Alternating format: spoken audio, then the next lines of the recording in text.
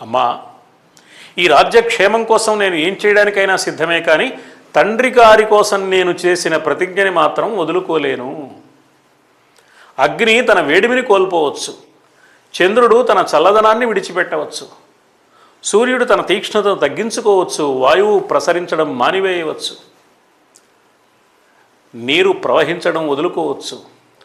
ఇలా పంచభూతాలు తమ గతులు తప్పినా నేను మాత్రం న ప్రతిజ్ఞామహం పితుః, తండ్రి కోసం చేసిన ప్రతిజ్ఞను మాత్రం ఎట్టి పరిస్థితుల్లో వదులుకోవడానికి అవకాశం లేదమ్మా అని తప్పుకున్నాడు తప్ప సత్యవతి కోరిన మేరకు తాను గృహస్థ ధర్మాన్ని స్వీకరించడానికి కానీ రాజ్యాధికారాన్ని అంగీకరించడానికి కానీ సిద్ధపడలేదు భీష్ముడు.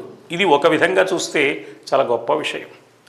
ఏ పరిస్థితులు ఎలా ఉన్నా ఆడిన మాటకు కట్టుబడి ఉండడం, చేసిన ప్రతిజ్ఞ కోసమే అంకితమై ఉండడం మంచి విషయమే. అందుకని భీష్ముడు తేజోమయుడైన సూర్యుడు అనిపిస్తుంది.